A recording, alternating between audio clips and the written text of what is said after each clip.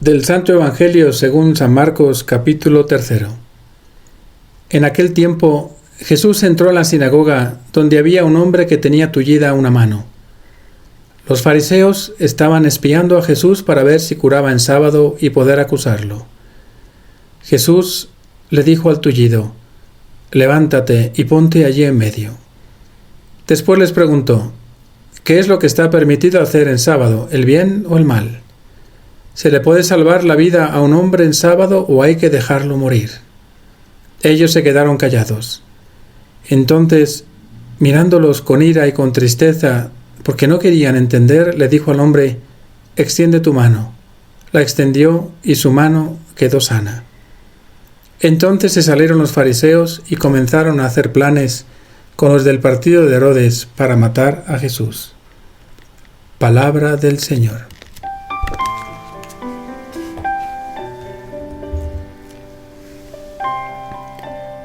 Nuevamente los fariseos te quieren poner a prueba en sábado. Estabas en la sinagoga en el día dedicado a dar culto a Dios. Y también había un hombre enfermo con la mano derecha paralizada. Los ojos de los fariseos estaban puestos en ti y en el hombre de la mano seca. Ya habían tenido un altercado contigo sobre el sábado y lo que se podía hacer o no.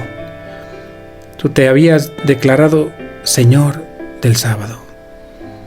Ahora los fariseos querían confirmar que lo rompías nuevamente yendo contra la ley para así tener de qué acusarte. Esta mano derecha seca del hombre enfermo es también un símbolo. Al curarlo, tu gesto se remonta al origen de la creación, a la vida. También la mano derecha es símbolo del obrar humano. Así, restaurando la mano derecha de este hombre, simbolizas el sentido más profundo del sábado, que es el mesiánico, no el legalista. Así se convierte para ti en el día de la alegría, de la restauración y no de la limitación. Este pobre hombre acaba siendo el centro de atención, pero no tanto por su mano seca, sino porque provoca la discusión. Es curioso, no pide ser curado ni nadie intercede por él. Me imagino sus ojos sorprendidos yendo a tu rostro, Jesús, con esperanza, y luego al de los fariseos, con temor. Si yo hubiera estado en su lugar, ¿qué hubiera esperado? Quisiera haber tenido un encuentro con tu misericordia, con el amor, no tanto con la ley fría de los fariseos. Y esto que hubiera querido para mí y que tú hiciste con este hombre, tengo que aprender a vivirlo yo también. La actitud de los fariseos no es tan lejana a mi vida. Es fácil justificarse en la ley para no vivir la caridad. O también, qué fácil es decir, no me toca a mí, que en el fondo es una justicia mal entendida. A mí me toca amar a mi prójimo y no cargarle con una cruz más pesada, como es la indiferencia fría de la ley, detrás de la cual escondo mi comodidad para no actuar. Que no exista en mi corazón un sábado farisaico donde no pueda hacer el bien, porque no me toca, no tengo tiempo o simplemente porque no quiero.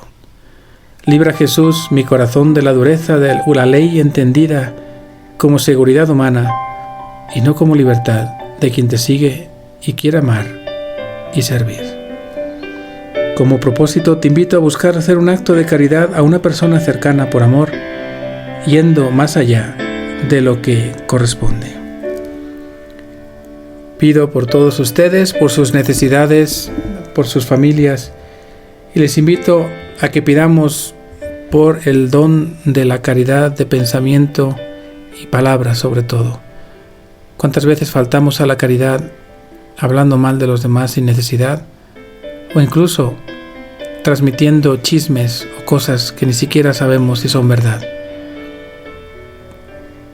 Que imitemos a Jesús en sus palabras, haciendo el bien y queriendo bien a las personas. Que María, Reina de la Caridad, nos alcance esta gracia de su Hijo. Y que la bendición de Dios Todopoderoso, Padre, Hijo y Espíritu Santo, descienda sobre todos ustedes.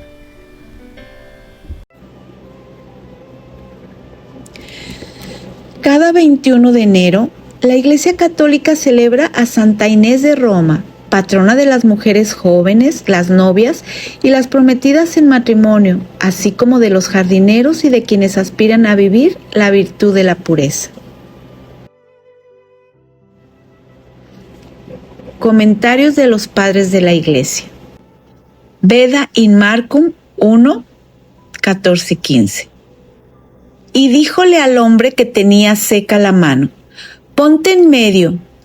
Considerado místicamente, este hombre que tenía la mano seca representa al género humano infecundo para el bien, pero curado por la misericordia de Dios. Su diestra se había secado en nuestro primer padre, cuando cogió el fruto del árbol vedado y fue curado con el jugo de las buenas obras por la gracia del Redentor, cuando tendió sus manos inocentes al árbol de la cruz. Y con razón, se presentaba seca la mano en la sinagoga, porque donde es mayor el don de ciencia, es más grave el peligro de falta inexcusable. Meditemos el Evangelio con el libro de Cielo. Este pasaje se sitúa dentro de las controversias sobre el sábado. Jesús entra en la sinagoga y se enfrenta a una mentalidad legalista que ha vaciado la ley de su finalidad, la vida y el bien del hombre. Los fariseos observan no para aprender, sino para acusar.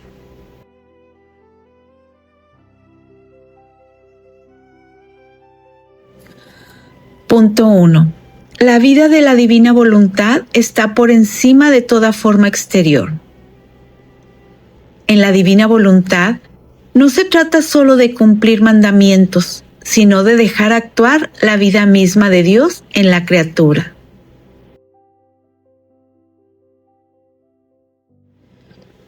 Volumen 36, mayo 17 de 1938.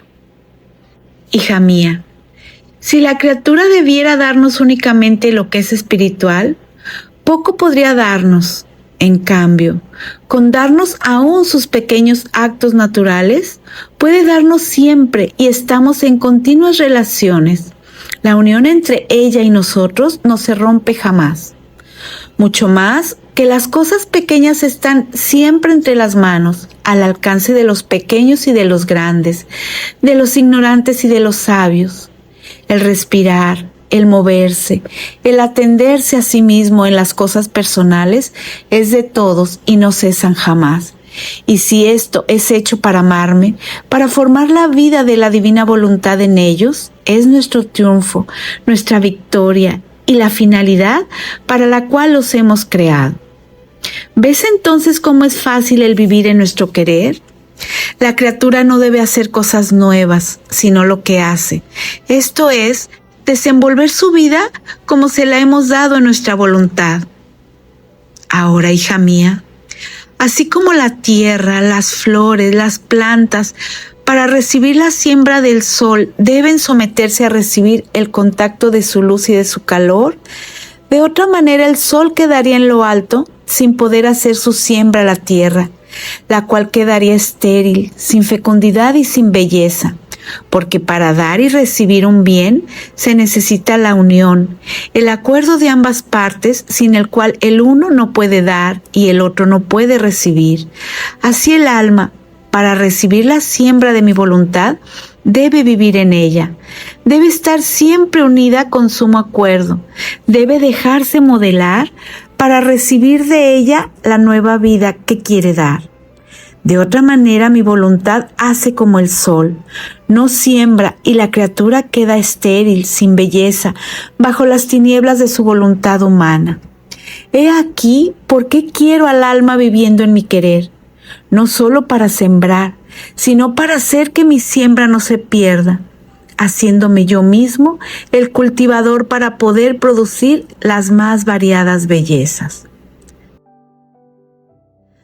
Se puede decir, Vivir en la divina voluntad no significa hacer más cosas ni cumplir más normas, sino permitir que la vida misma de Dios actúe en los actos ordinarios de la criatura. Jesús revela a Luisa que no busca solo actos espirituales extraordinarios, sino los pequeños actos naturales: respirar, moverse, trabajar, atenderse, amar. Cuando estos son hechos en su querer, forman en el alma la vida de la divina voluntad. Así como en el Evangelio, Jesús coloca la vida por encima del sábado, aquí se nos enseña que el fiat está por encima de toda forma exterior. No elimina la ley, sino que la cumple desde dentro, transformando cada acto humano en lugar de comunión con Dios.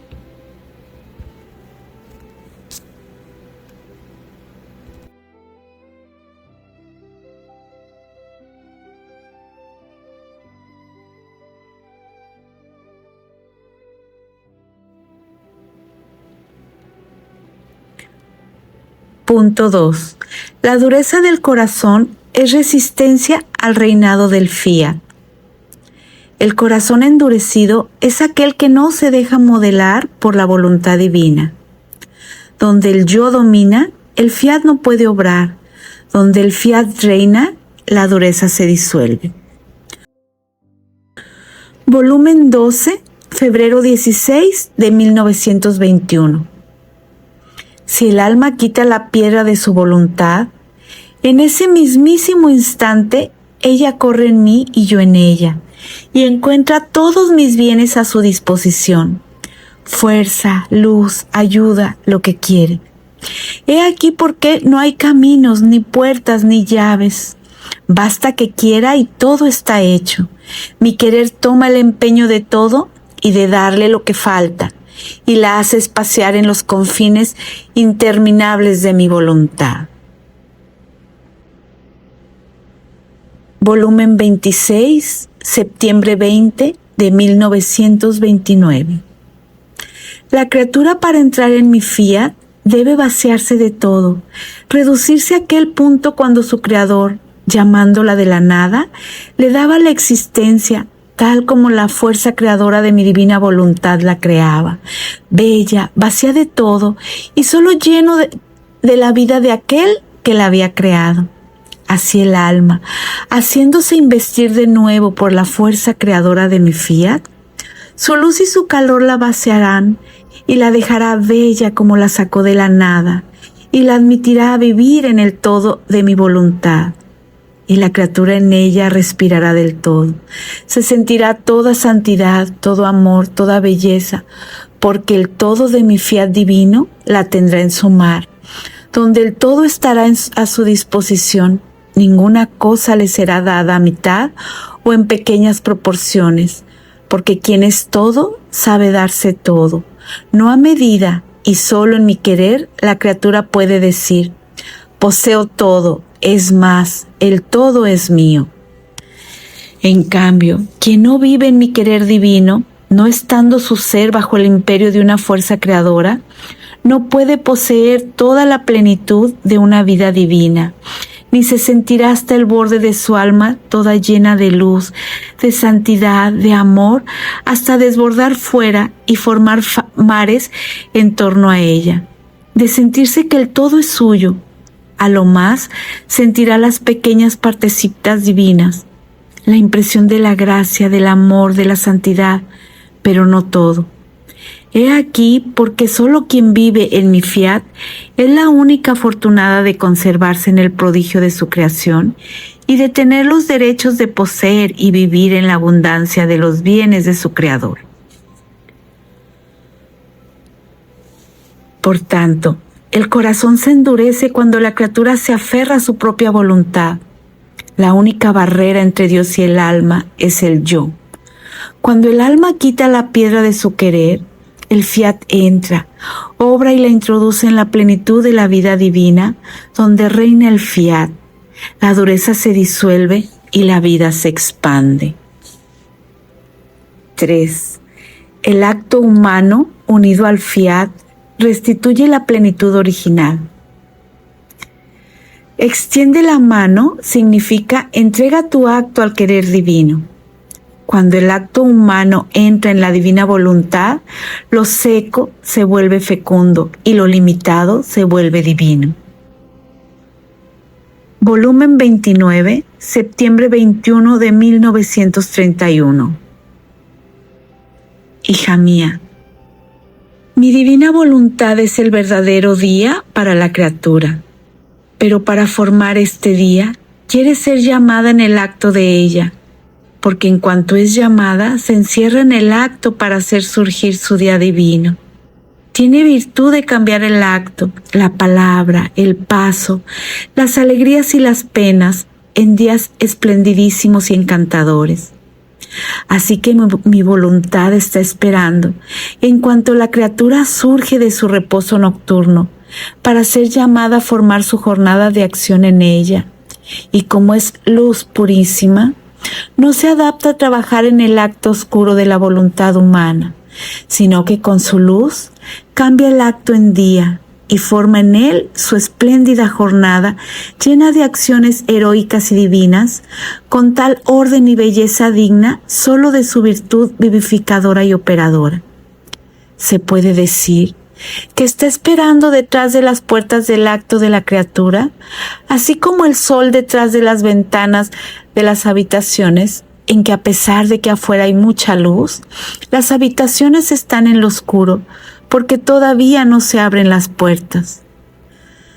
Así mi divina voluntad, a pesar de que es luz, que todo llena, el acto humano está siempre oscuro si no se le llama a surgir en él. Por eso llámala a surgir en cada acto tuyo, si quieres que forme en ti su bella jornada. Y yo pueda encontrar en ti y en cada acto tuyo mis días de amor que me circunden de alegría y de delicias que me harán repetir: mis delicias son el estarme con los hijos de mi divina voluntad.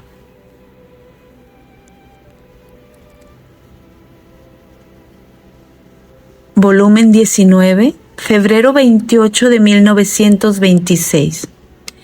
Hija mía, no pierdas el tiempo, porque cada vez que te ocupas de ti es un acto que pierdes en mi voluntad.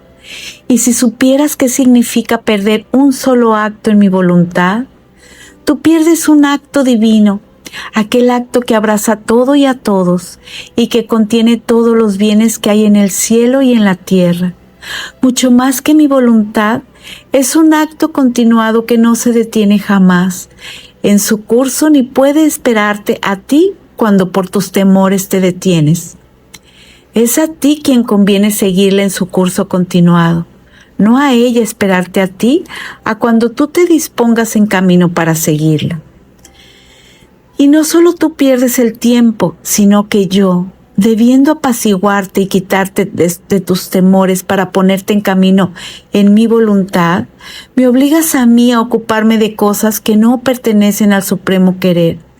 Tu mismo ángel custodio que te está cerca queda en ayunas, porque cada acto que haces en ella y conforme sigues su curso es una bienaventuranza accidental de más que él goza estando cerca de ti.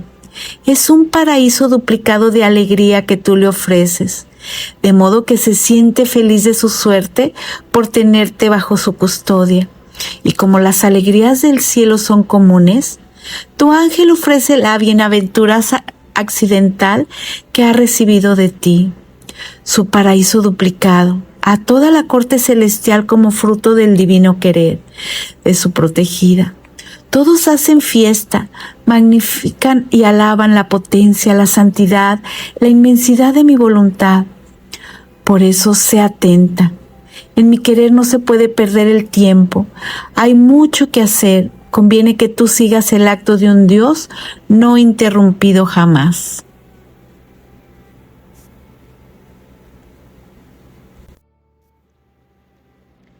Confrontación. Sobre la vida de la divina voluntad por encima de las formas. ¿Vivo mi fe reducida a prácticas y momentos espirituales o permito que la divina voluntad viva y actúe en mis actos ordinarios? Respirar, trabajar, moverme, amar, como lugar continuo de comunión con Dios, sobre la dureza del corazón y la resistencia al fiat. ¿Qué piedra de mi voluntad sigo conservando que impide al fiat reinar plenamente en mí? Mi criterio, mis miedos, mis apegos o mi manera de querer hacerlo todo a mi modo. Sobre el acto humano unido al fiat. ¿Llamo conscientemente a la divina voluntad en cada acto de mi día? ¿O dejo que muchos de mis actos permanezcan oscuros, hechos solo en mi querer humano, perdiendo la plenitud que Dios desea darme?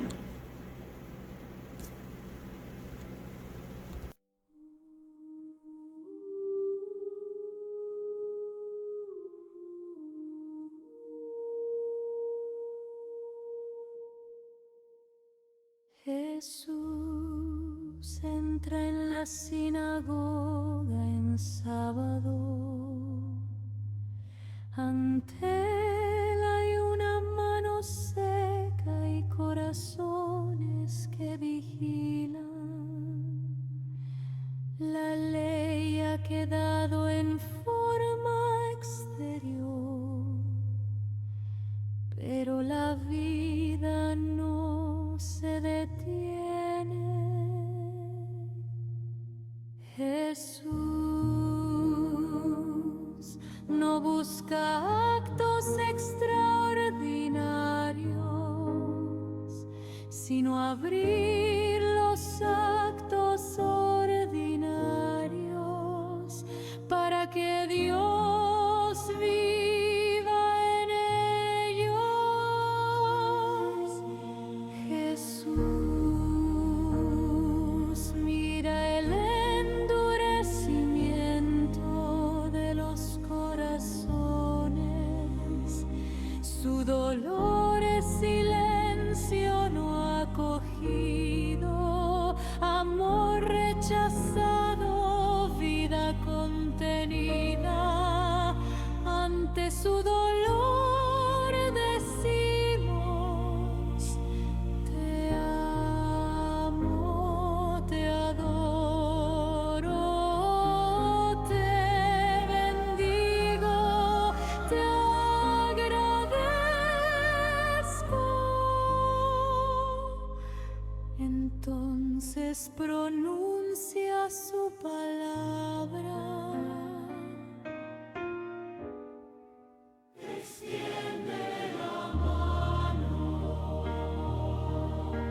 El acto humano se abre, el fiat entra y lo seco vuelve a la vida. Lo limitado se deja invadir por lo eterno. Sale entristecido por la dureza del corazón y ante ese